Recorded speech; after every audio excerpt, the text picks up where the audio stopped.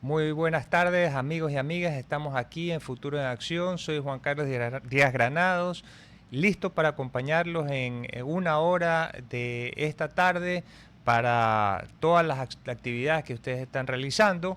Y quería mencionar que nos pueden seguir en diferido o en directo a través de las redes sociales de RTP Ecuador y también obviamente por FM 96.5 en la provincia del Guayas y también en la provincia de Santa Elena o 98.7 en la provincia de El Oro. Hoy tenemos con nosotros a Jeremy Uska. Con Jeremy vamos a analizar varios aspectos de la actualidad económica y política nacional. Así es que le damos la bienvenida a Jeremy, que se encuentra en este momento en línea, y comenzamos esta entrevista consultándole cómo ve él el panorama económico desde la perspectiva de un joven ecuatoriano.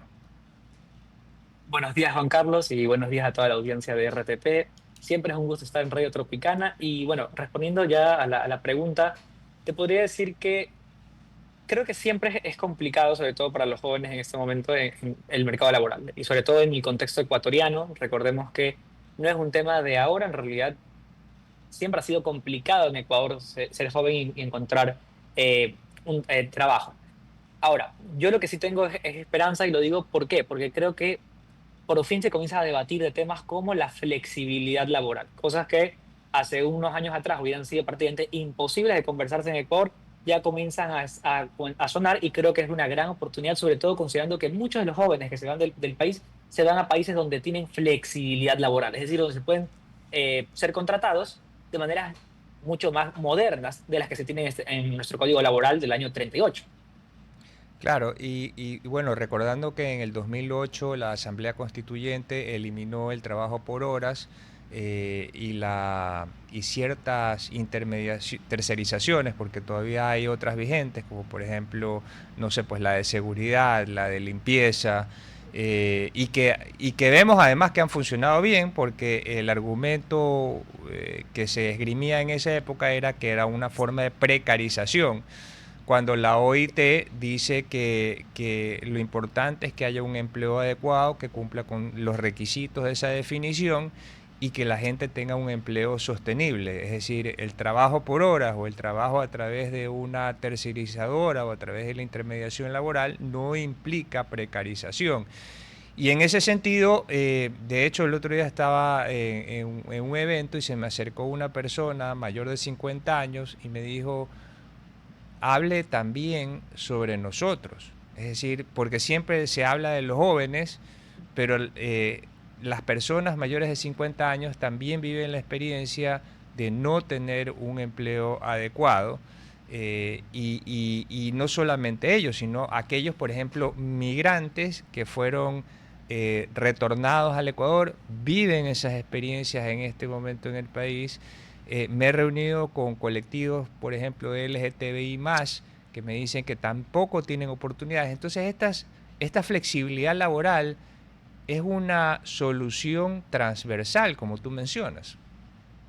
Claro, y no solo entender la flexibilidad laboral como simplemente, ok, facilitemos la contratación, sino también y aquí un poco lo impopular, y es el tema de facilitar los despidos también, porque ¿qué ocurre? ¿Qué ocurre con la movilidad laboral en los Estados Unidos? En Estados Unidos es fácil encontrar empleo, ¿por qué? Porque no hay no es complicado sacar a alguien, entrar a alguien nuevo, poder moverte de trabajo en trabajo. En Ecuador es prácticamente un matrimonio lo que tienes cuando contratas a alguien. Entonces, eso hace que haya muy pocos incentivos para poder contratar a alguien nuevo porque sabes que si una vez que ya lo contratas, es complicado después deshacerte de esa persona. Y en muchos casos, ¿qué ocurre en Ecuador? Así como hay malos empleadores, también hay malos trabajadores. Y las personas tienen que cuidarse mucho a la hora de contratar. Entonces, ¿qué pasa también? Cuando alguien está laborando en una empresa, ya comete alguna situación y luego la empresa se queda ahí sin poderlo sacar porque tiene que ir al Ministerio del Trabajo y se vuelve muy tedioso. Entonces yo creo que hay que tener, digamos que lado y lado.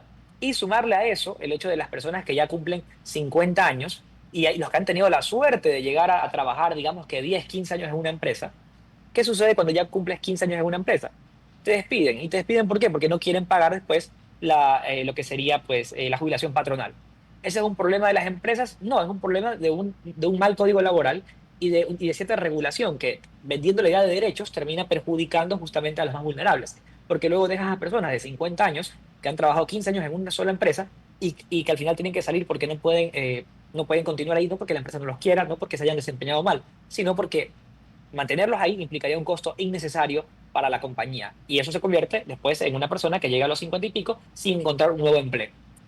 Así es. Y esa falta de evolución del código de trabajo se debe a que en su momento, cuando se promulgó el código de trabajo, no existía el IE. Entonces, claro, había esta jubilación patronal, pero en el momento que comenzó a existir el IES, ya no tiene sentido que haya esta jubilación patronal porque, como tú bien dices, por un lado, genera falsas expectativas a un trabajador, porque estamos hablando, cuando la gente habla de empresas, cree que son empresas grandes, cuando el 97% de las empresas son micro, pequeñas y medianas y son empresas familiares, como en el Exacto. resto del mundo.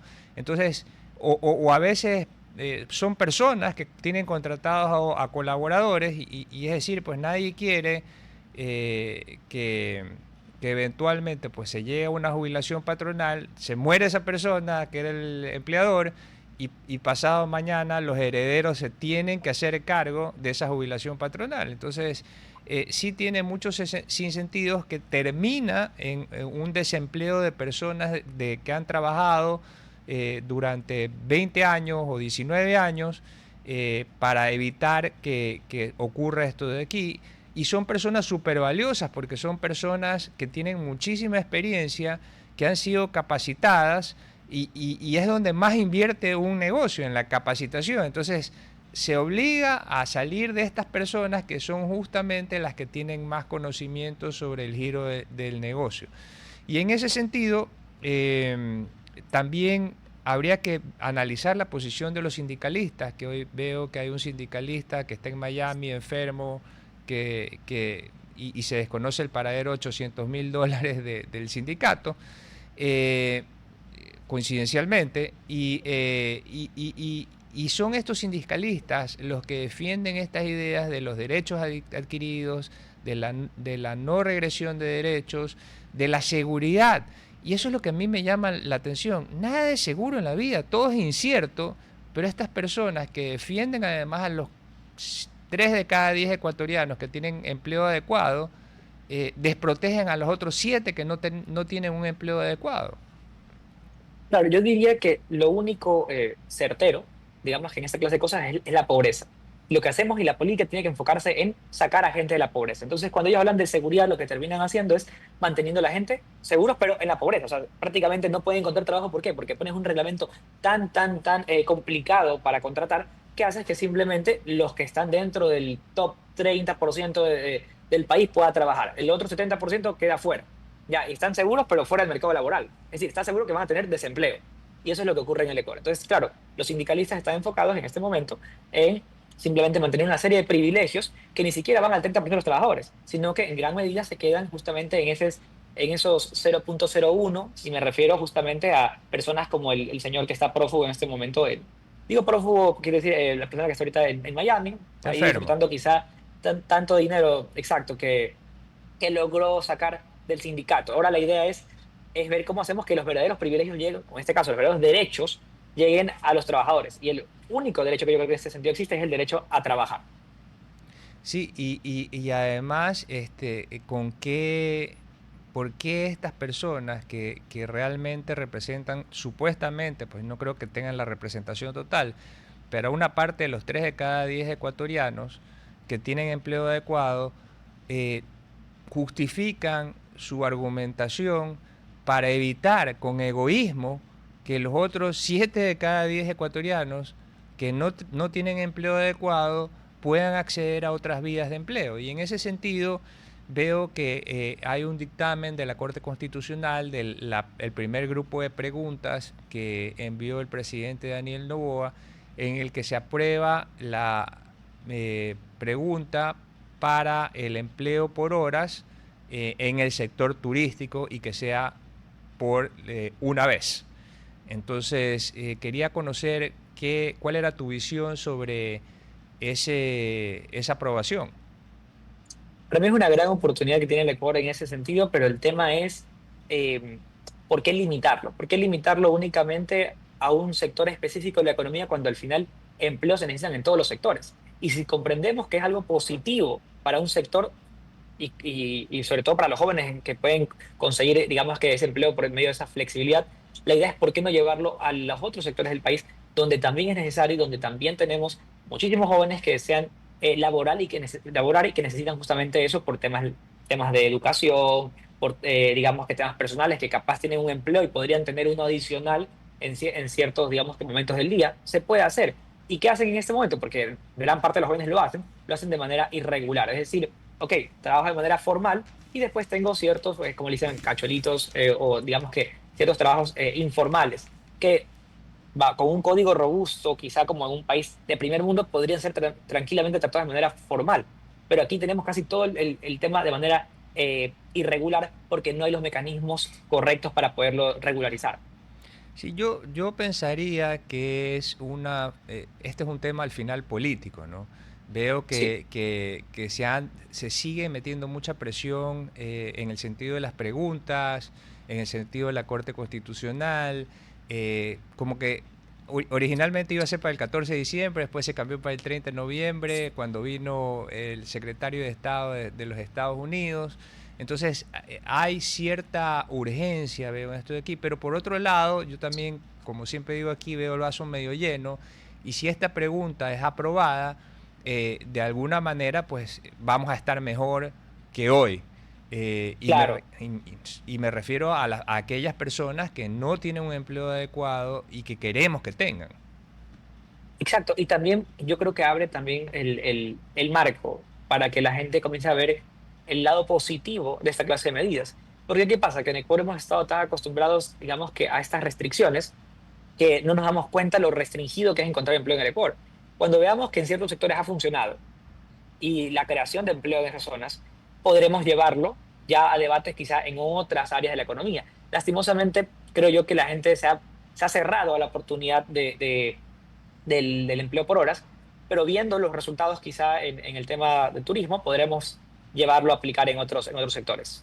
Así es, y me parece que es un poco lo que ocurría cuando se debatía el acuerdo con la Unión Europea, que decían, nos van a inundar de productos europeos, no vamos a poder Claro, competir. Y ahora la gente se ha dado cuenta que es súper bueno, porque las perchas están llenas, podemos decidir como consumidores libremente en base al criterio que querramos escoger, origen, sostenibilidad, precio, calidad, cualquier cosa o una mezcla de todo, cuál es el producto que queremos comprar a un súper buen precio. Entonces, eh, y además nos ha vuelto más competitivos y a nivel nacional y a nivel internacional, porque también importamos bienes de capital, materia prima e insumos para producir a menores costos y poder exportar también de una forma más competitiva. Entonces, yo creo que es un poco también, es decir, antes funcionaba bien, fue un tema dogmático lo del trabajo por horas,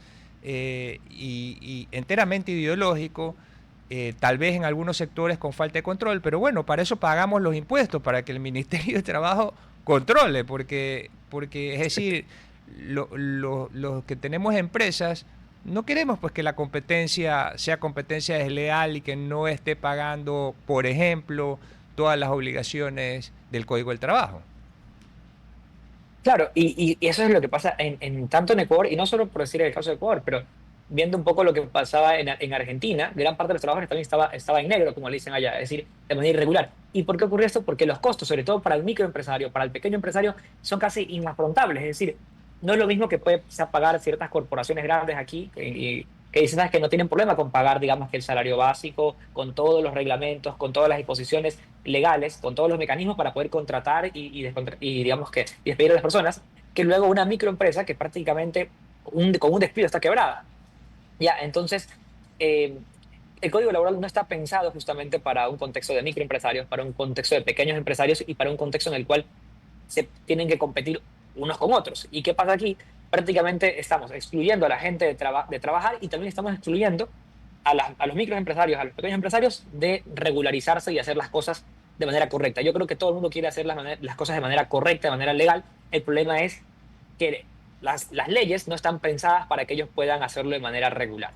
Claro, tal vez a principios del siglo XX sí habían empresas grandes, oligopólicas, porque así era como funcionaba, Exacto, pues no el era contexto de esa época. ese es el contexto de esa época, pero en este momento yo conozco empresas que están quebradas hace rato, pero que no tienen plata para poder liquidar a sus trabajadores. Entonces siguen trabajando a pérdida, el hueco se hace más grande y es producto de estas inconsistencias de querer certidumbres en un mundo que es incierto y que ni los empresarios tienen la vida segura empresarialmente hablando, es decir, un negocio que es hoy muy bueno no necesariamente va a permanecer así en el tiempo por cualquier factor, no sé, pues tecnología, innovación, mal manejo, lo que sea, y tampoco los ciudadanos tenemos certidumbre nada. Entonces, como tú bien decías, empezamos una relación cuasi matrimonial con 3 meses de noviazgo en el que las dos partes se enamoran. Claro, y ese es el contexto en Ecuador. Y yo digo, uno dice, bajo esas circunstancias, hasta me sorprende que haya empleo, porque prácticamente uno le explica esa clase de cosas en otros países y la gente se queda, ¿cómo? Entonces aquí en Ecuador les dan por esto dinero, les dan por lo de acá, si no sales, tienes, o sea, ven nuestro código laboral y se quedan sorprendidos de la cantidad de regulaciones que tiene y, y creemos que es normal, o sea, lo hemos tan hemos normalizado vivir con leyes del siglo XIX, siglo XX, ¿ya? Y no nos damos cuenta que la gente de aquí, cuando tiene que irse, cuando tiene que ir a buscar oportunidades, no las busca en países que tienen leyes parecidas a las nuestras, las buscan en países que tienen justamente todo lo contrario, donde, entre comillas, no están protegidos. Es decir, están buscando protección, pero la buscan en países que tienen códigos laborales flexibles, donde no tienen esas protecciones y donde prácticamente te puedes contratar y despedir como desees, donde no tienes una relación cuasi matrimonial, como mencionaba. Sí, y no te genera este círculo perverso, porque también yo a veces he visto en las empresas personas que ya no quieren estar, colaboradores que ya no quieren estar ahí, pero dicen, no, pues ya aquí vengo y hasta que me liquiden, me explico. Y entonces es decir, no está motivado, de pronto está desaprovechando la oportunidad de ir a, si no le gusta esa empresa por la cultura, porque no está haciendo lo que quiere, por cualquier razón, de pronto está desaprovechando la oportunidad de irse a otro lado en que sí ocurran esas cosas, pero prefiere pasarse la vida de esa manera y entonces es el peor de los dos mundos para los empleadores y para los colaboradores. Claro, y pensándolo de esta manera, yo diría incluso, el tema es, muchas veces yo creo que la gente que cuando trabaja dice, bueno, es que si ya me salgo de aquí, ya pierdo la oportunidad y quién sabe si me vayan a contratar. Y en cambio el empleador va a decir, bueno, yo no me puedo arriesgar a contratar a una persona nueva, por más que me parezca ahí, si no lo veo necesario, ¿por qué? Porque una vez que ya lo contrate, me la juego. Y si no es como yo pensaba, si no tengo, o sea, entonces hay una serie de inconvenientes que hacen incompatible justamente que ambas personas, o sea, ambos grupos, puedan cumplir, digamos, que su relación laboral como hubiesen deseado en un principio y como lo podrían hacer tranquilamente en otras partes del mundo. Pero saliendo un poco de eso, también creo yo que no solo hay trabas por ese lado, y también tenemos trabas fuera un poco del mercado laboral, algo tan sencillo como encontrar un crédito en Ecuador o incluso inversión. Es decir, en cualquier parte del mundo, digamos que una persona normal puede coger e invertir en una empresa, irse a la bolsa y comprar acciones de una empresa, digamos. Aquí en Ecuador prácticamente eso es imposible. O sea, no hay un mercado prácticamente, o sea, o está muy limitado justamente por la cantidad de trabas. Y ahí es cuando yo digo, oye, tenemos un mercado laboral completamente cerrado, un mercado, digamos que mercados financieros completamente cerrados, una economía dolarizada en la cual la moneda prácticamente o sea, está cerrada porque ya es el dólar. Entonces, ¿qué se puede hacer? Prácticamente todo lo hemos bloqueado. Así es, y entonces tenemos que encontrar más opciones porque no podemos seguir haciendo más de lo mismo cuando ya Exactamente. hemos visto que los resultados no son buenos para todos, porque no estamos hablando de un sector, estamos hablando de la sociedad ecuatoriana. Y hablando de empleo, otra de las preguntas que fue aprobada bajo dictamen de la Corte Constitucional y que había sido enviada por el presidente Noboa es la de reducir el número de asambleístas a 151.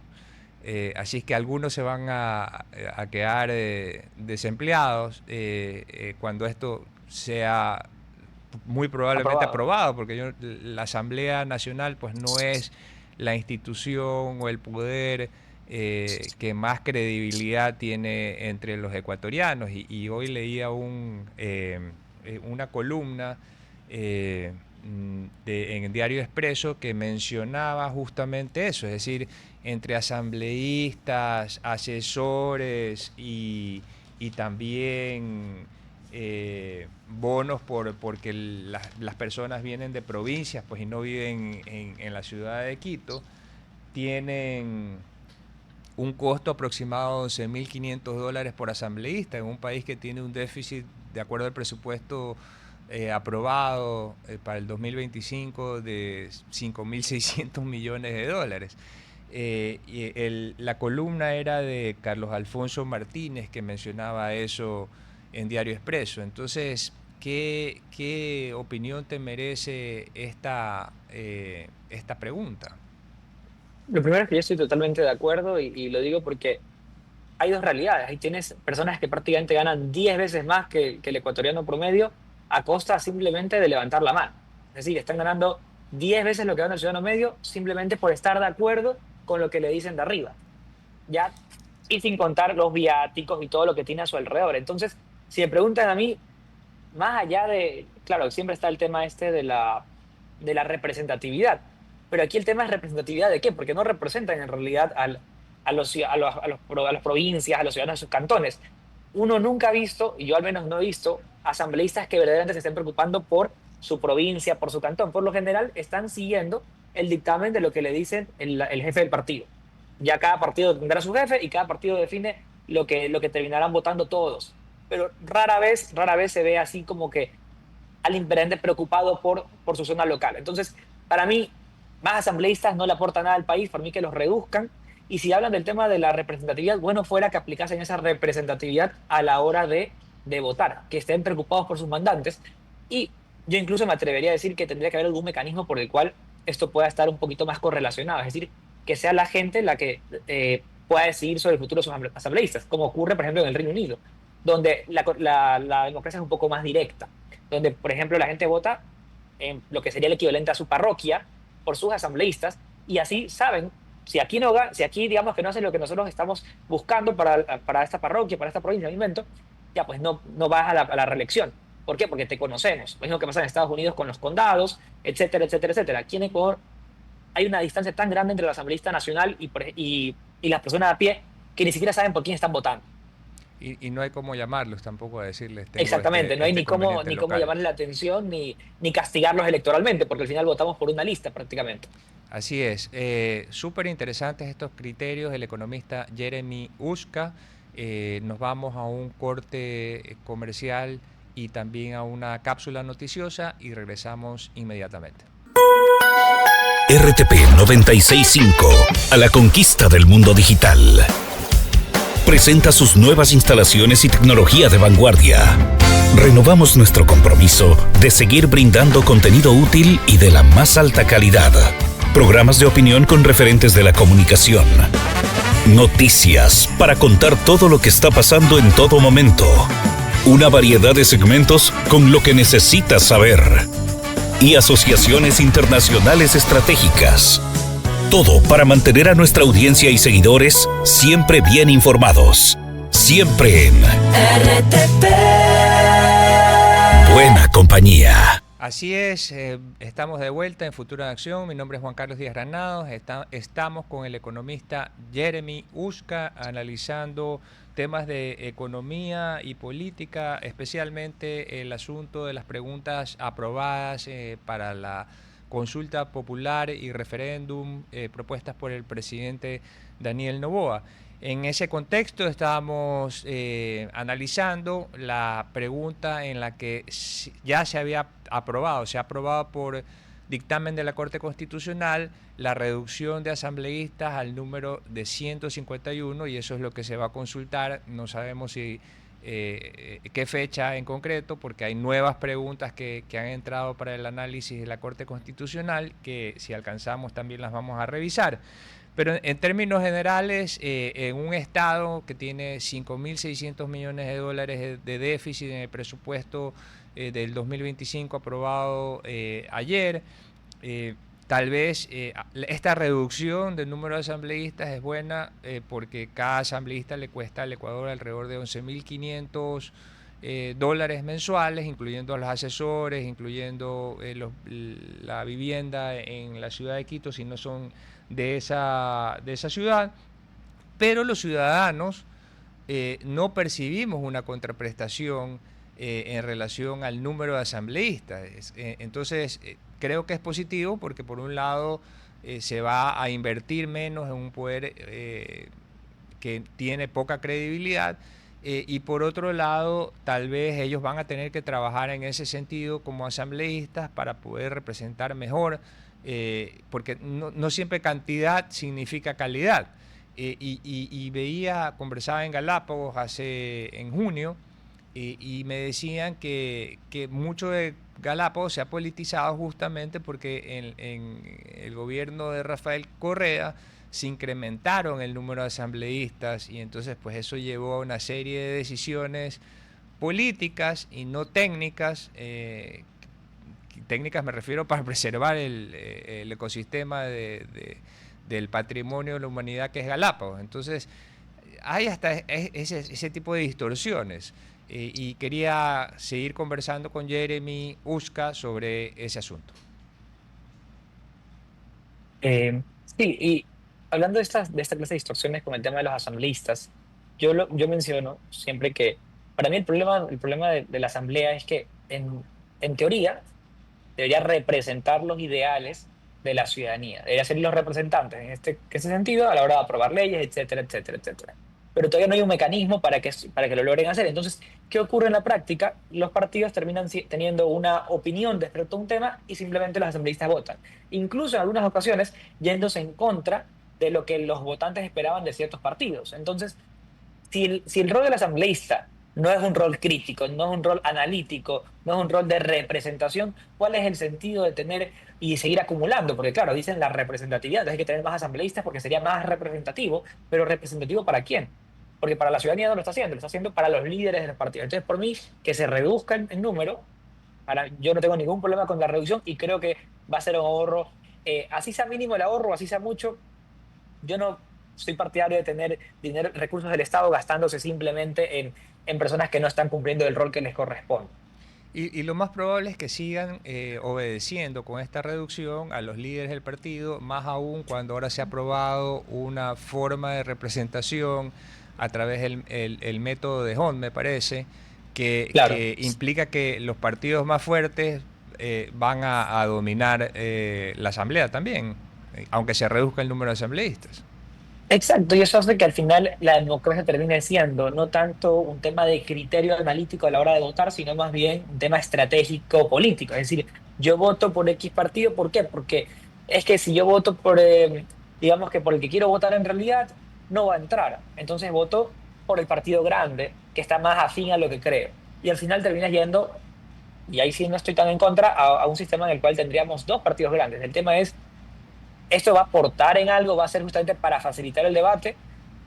Yo estoy de acuerdo con que se reduzca y que tengamos, digamos, que menos partidos, pero yo espero también que aumente la calidad del servicio de ambos partidos. Es decir, que si vamos a tener una oposición, que sea una oposición que al menos plantee temas concretos para mejorar el país, no que simplemente se oponga a todo lo que diga el presidente, y así mismo tener un gobierno nacional que sea un poco más proactivo a la hora de darse cuenta que si tiene una oposición que no le va a pasar ciertas cosas, ok, ver la manera de llegar a un punto medio en el que se puedan pasar, pero el país no puede estar estancado, y es lo que ha pasado en los últimos, diría, prácticamente casi 8 años, en los que se ha quedado estancado porque tenemos una oposición que prácticamente no deja pasar nada y tenemos en cambio un gobierno nacional que casi siempre está buscando hacer reformas bien grandes que no terminan pasando. Y yo creo que en ese sentido, la disminución de asambleístas más que aportar a eso, lo que puede hacer es facilitar el debate, porque al final tienes menos personas discutiendo, y se definiría más, más, digamos que un poco más arriba, por así decirlo.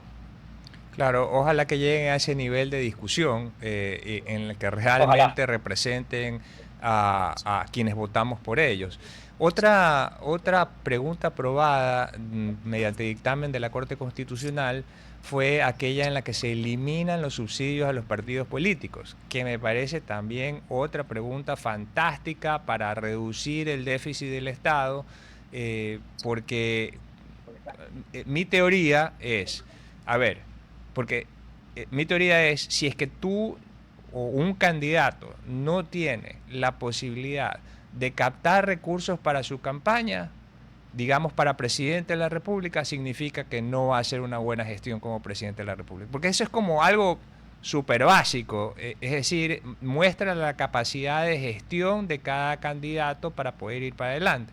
Además, quien promovía esto de los subsidios a los partidos políticos, por donde se nos va un montón de plata, y que ha convertido los partidos políticos en negocios de alquiler, es el expresidente Rafael Correa, que a mí me sorprendía porque, o que mostraba su capacidad de gestión, que indudablemente sí la tenía. Al principio era el candidato pobre y al final pues era el candidato casi con iguales recursos que el candidato Álvaro Noboa de esa época. Claro, yo diría, cuando hay recursos, por lo general, hay negocios. Y en este caso, ¿qué es lo que pasaba con los fondos que iban supuestamente a los partidos? Terminaban dando el nacimiento de lo que se llaman los partidos alquiler. Es decir, yo me lanzo, o cualquier persona se lanza, ¿por qué? Porque al final quieren llevarte parte de eso. Entonces, claro, yo pago también para que me dejen, para que participar de ese partido, y ese partido obviamente recibe de la publicidad que va para radio, que la publicidad que va para no sé qué, o sea, y llevan, digamos que, recursos, sin contar los que, entre comillas, deberían utilizar para preparar a las personas que forman parte del sistema. Al final no los terminan preparando, esa es la realidad. No hay personas que se están preparando dentro de los partidos políticos, sino que esos recursos terminan siendo mal utilizados. Entonces, si esos recursos no están siendo utilizados para mejorar, digamos que la calidad de políticas que tenemos en el Ecuador, si las campañas no están mejorando porque tenemos recursos del Estado, entonces ¿para qué van esos recursos? Simplemente van para lucrar a ciertas personas dentro de estos pequeños partidos que terminan siendo alquilados. Y al final, siendo sinceros, esos recursos del Estado no terminan haciendo que nadie, digamos, que gane la campaña, porque esos recursos no son suficientes. Al final sí o sí van a necesitar recursos externos. Entonces, no aportan para digamos que mejorar la democracia, no aportan para que mejorar la calidad de políticos, y tampoco terminan aportando para que haya más voces escuchadas dentro de la política. Entonces, no creería que es un recurso necesario, más bien diría que es un desperdicio de dinero que termina ayudando a ciertas personas corruptas que buscan usar ese dinero de manera lucrarse del Estado. Claro, fomenta la intención o la posibilidad de corrupción, más allá de que se genera corrupción, pero además otro tema teórico, si yo pago impuestos al Estado, es decir, ¿por qué con esos recursos que yo estoy pagando se tiene que financiar la campaña de un candidato con el cual yo ideológicamente estoy en desacuerdo? Entonces, ahí viene un sinsentido gigantesco. Y por el otro lado, ratificar lo que tú mencionabas, ¿no? Es decir, ninguno de estas personas que pertenecen a estos partidos políticos tienen ideología alguna, sino que se mueven con la marea o con las órdenes del líder. Así es que, es decir, yo creo que se tienen que autofinanciar y generar unidades de negocio para poder construir verdaderos partidos políticos que aporten al país. Claro, y es que la democracia, si funcionase en este país, no debería estar, digamos que subsidiada. Es decir, si por ejemplo, si yo defiendo ciertas ideas, digamos que liberales, etcétera, y consigo los recursos porque hay gente que está de acuerdo con esto, ¿ya? Perfecto. Pero si, por ejemplo, digamos que yo tengo ciertas ideas que a nadie le gustan en este país y nadie quiere financiar mi campaña, ¿por qué tengo que obligar por medio del Estado a que financie mi campaña para poder llevar esas ideas que igual no van a ganar porque la gente no está de acuerdo con esas ideas? Entonces es un sinsentido, y tirar dinero y apostarle dinero a personas que sabemos que no van a llegar, porque si necesitan esos recursos es porque claramente no van a llegar. Entonces, al final termina siendo dinero literalmente botado a la basura. Otra pregunta que también fue aprobada por dictamen de la Corte Constitucional y que había sido presentada por el Poder Ejecutivo es la prohibición de la presencia de bases militares extranjeras en territorio ecuatoriano. Ya eso se permitía realmente desde el 2008, perdón, se había prohibido, pero al aprobarse esta pregunta, pues los ecuatorianos vamos a poder votar sobre si estamos de acuerdo o en desacuerdo con esa opción. En este momento pensaría para básicamente combatir la delincuencia organizada. Claro, yo diría que ha quedado muy claro que el Estado ecuatoriano por sí solo no puede lidiar con el tema del narcotráfico. Y no lo digo solo por el caso de Ecuador. No, si no va a México, México solo tampoco ha podido combatir con el narcotráfico. Y así con varios países de la región. Entonces, es un problema que trasciende, digamos que al Ecuador, y trasciende justamente a los países de manera independiente. ¿Por qué? Porque por algo es un crimen transnacional, es decir, ocurre en múltiples países a la vez. Por ende, no se puede combatir solo. Y mucho menos únicamente con las herramientas con las que contamos y con los recursos limitados que mantiene el país. Por ende, ¿por qué negarnos a la oportunidad de contar con el apoyo de países mucho más estructurados militarmente y con muchos más recursos como son los Estados Unidos, que también tienen un problema relacionado con el narcotráfico?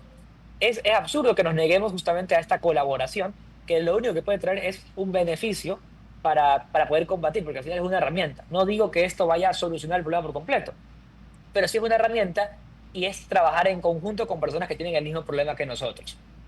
Claro, porque como tú bien mencionas, es un delito transnacional, es decir, esta circulación de capitales, ciertos delitos conexos, por ejemplo, eh, la trata de personas que vienen vinculadas con el narcotráfico, la minería ilegal y el tráfico de drogas en sí. Entonces, no es si nosotros lo combatimos muy bien como país, está muy bien, pero esto requiere la ayuda de los países vecinos, porque cuando la cosa se pone caliente en Ecuador, se van para Colombia, viceversa, o para Perú, y se usan aguas internacionales. Entonces, esto es algo que se debe combatir a través de recursos de varios países, no solamente de los Estados Unidos. Ahora, lo que a mí me preocupa es que esto quede abierto y hoy digamos, es que son los americanos, pero pasado mañana, es decir, si dejamos eso abierto, podrían ser los venezolanos. Claro, el tema ahí de esta colaboración es que siempre está bajo la responsabilidad en este caso del Ecuador. Es decir, no es que los gringos van a llegar a Ecuador a hacer lo que le da la regalada gana. Vienen acá, ocupan, digamos que lo que pasaba antes, digamos, teníamos la base de Manta, que la base de Manta es ecuatoriana, y permitíamos que los soldados americanos hagan base, digamos que en nuestra base de Manta. Todas las operaciones y todo estaba enmarcado de manera tal que el Ecuador era notificado, que el Ecuador sabe lo que ocurre dentro de su territorio y por ende no se sale, digamos, que de ese ambiente, digamos que de lo correcto, por así decirlo.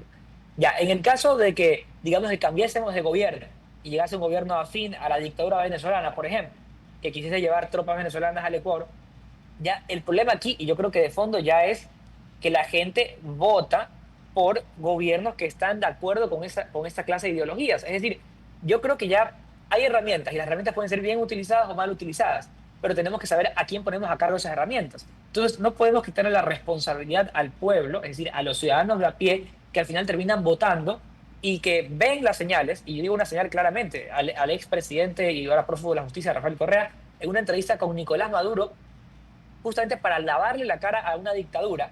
Entonces, claramente, si esa persona respalda la dictadura venezolana y hace campaña por X candidato, si ese candidato llega al poder, obviamente va a sacar a los Estados Unidos y ¿a quién va a colocar? Va a colocar obviamente al ejército o digamos que en este caso, a los participantes de la dictadura venezolana. Por ende, yo creo que ahí la responsabilidad está en los ecuatorianos de ver a quién le dan la herramienta. Hoy vamos a votar si aprobamos o no el uso de la herramienta. Yo voy a votar que sí al uso de esa herramienta, que es permitir, digamos, que el ingreso de soldados extranjeros a la base, por ejemplo, en el Ecuador.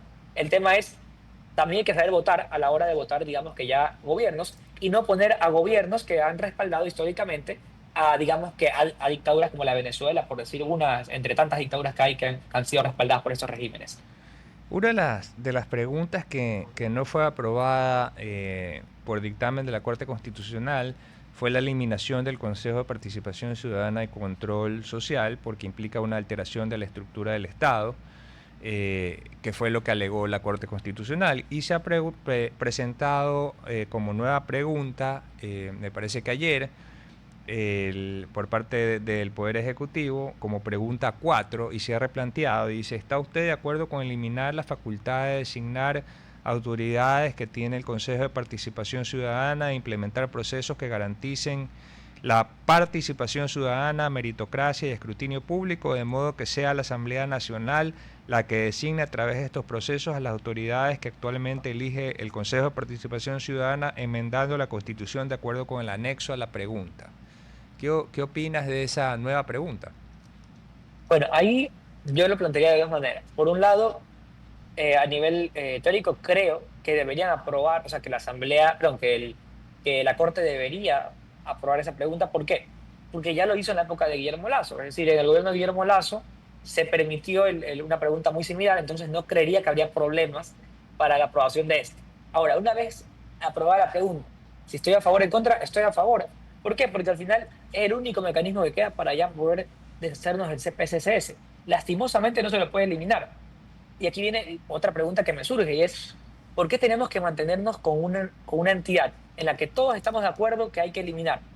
Como no la podemos eliminar, le vamos a quitar las funciones. Pero una vez que le quitemos las funciones, ¿para qué va a quedar el CPSS? Es decir, va a ser simplemente un grupo de 5 personas que van a hacer campaña política por el partido que se van a querer lanzar después, que van a recibir dinero público y un salario prácticamente a vaca para hacer campaña política, porque es lo que han hecho. Ni siquiera han designado a las autoridades de control. Es decir, hasta la fecha, el CPSS no ha designado al fiscal, ni al contralor, ni tantas otras autoridades. Los tenemos prorrogados, y lo que viven haciendo es campaña, viajando por ahí, haciendo campaña, diciendo: miren lo que estamos haciendo, y no están haciendo lo único que deberían hacer. Entonces, les vamos a quitar lo único que tienen que hacer, perfecto. ¿Y qué van a quedar? Solo haciendo campaña y recibiendo un salario prácticamente a vaca. Ojalá algún día se lo pueda ya extirpar por completo del Estado y acabar con ese episodio que para mí no tiene ningún sentido, que es el del CPCS. Es que claro, me parece que van a seguir haciendo lo mismo que están haciendo en este momento, nada, pero incrementándole el costo al país, porque el país paga por ese Consejo de Participación Ciudadana, y ese país tiene, este país tiene, ese consejo tiene como 100 personas o más trabajando ahí. Es decir, y yo a veces lo mido con una organización, no sé, con fines de lucro. Para que alguien tenga 100 colaboradores, tiene que ganar, pues, o sea, no sé, pues 15 millones de dólares para poder darse, o más, para darse el lujo de poder lograr eso de ahí. Entonces, yo no, esto es una institución importada de Venezuela que tiene un claro objetivo político, como tú mencionas, pero además de promoción, que tú también mencionas, pero además de que sean solo un número de personas que decidan sobre las autoridades de control súper importantes para el país. Entonces, tal vez es como el primer paso para poder eliminar, yo diría ya de plano, toda esa función de transparencia, no solamente el Consejo de Participación Ciudadana, porque me parece que no está funcionando, y que deberíamos volver en ese sentido a la constitución anterior, con los 3 poderes clásicos que tienen los estados. Claro, yo me atrevería a decir que la función de transparencia es la menos transparente del Estado, porque al final no sabemos ni, o sea, la mayoría de los colegios no sabe quiénes son. Es decir, uno sabe más o menos la asamblea qué partidos están, uno dice, bueno, ya el presidente, obviamente, pero cuando se habla del CPF en las calles, la gente no sabe quiénes son los consejeros. Y como no tienen encima partido alguno, porque son apartidistas, entonces, claro, en realidad sí tienen una afinidad política, partidista. Y ha quedado demostrado justamente en los últimos años que los consejeros apartidistas, entre comillas, tienen cierta afinidad partidista, pero como no se la puede saber, no se la puede conocer, entonces, claro, la mayoría de ciudadanos está a ciegas, no sabe quiénes son, no sabe qué hacen, y son los que terminan designando a las autoridades de control.